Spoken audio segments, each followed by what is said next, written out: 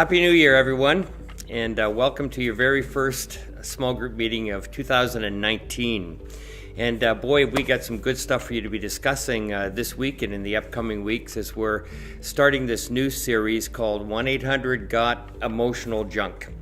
And I think you would all agree that all of us have some junk in our lives. All of us have some emotional dysfunction, some areas in which we struggle that really clutter up our lives and kind of push God out to the sides and push other people out to the side.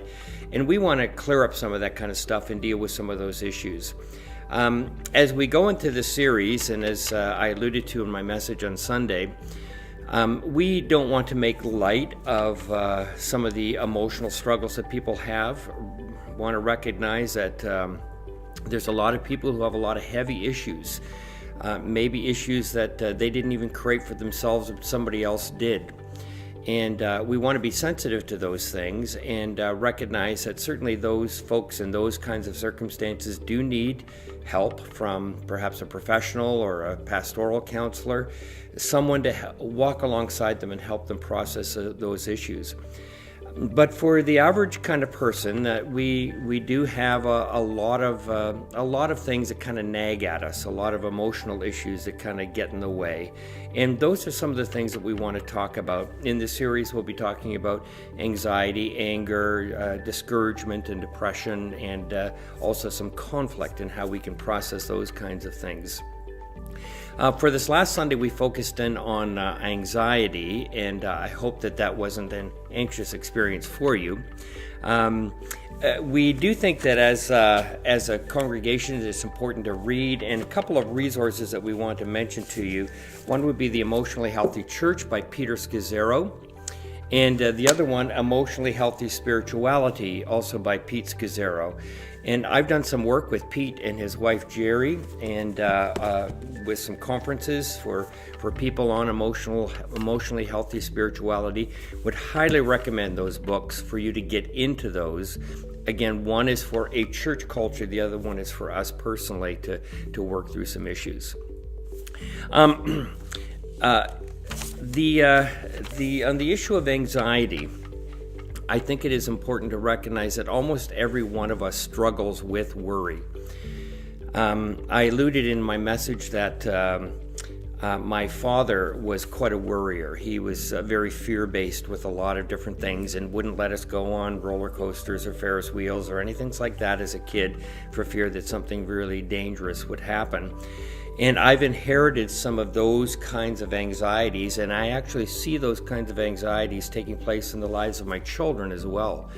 So in light of that, it's really important for us to grab hold of this and to think through these things biblically and theologically. And that's what your task is going to be tonight. On your handout that you'll be receiving with some instructions, you are going to be looking on how to biblically manage our anxiety. You're going to be looking at a lot of passages from Matthew 6, 14, 1 Peter, some from the Psalms, and some from Romans as well. And I'd like you to really dive into those scriptures, talk a lot about them, pull the truths out of those that would be very helpful for us to manage theologically or biblically our anxiety. The other key passage will be from Philippians 4. Probably many of you have that one even memorized. Be anxious for nothing, but by everything, by prayer and petition, present your requests to God, and the peace of God, which transcends all understanding, will be yours in Christ Jesus. So some of you are familiar with that, but it's important to break that apart and really understand the nuances that are there. There's 3 steps that Paul gives for us there in dealing with our anxieties, and I hope that you can really dig into that and discuss it and have some biblically rich discussion tonight. Also, as you wrap up your meeting, I would encourage each one of you to be appropriately vulnerable. Sometimes when people are working through emotional junk, they feel all alone, and it is important for us to share in appropriate ways some of the things that are maybe going on in our lives or have gone on in our lives.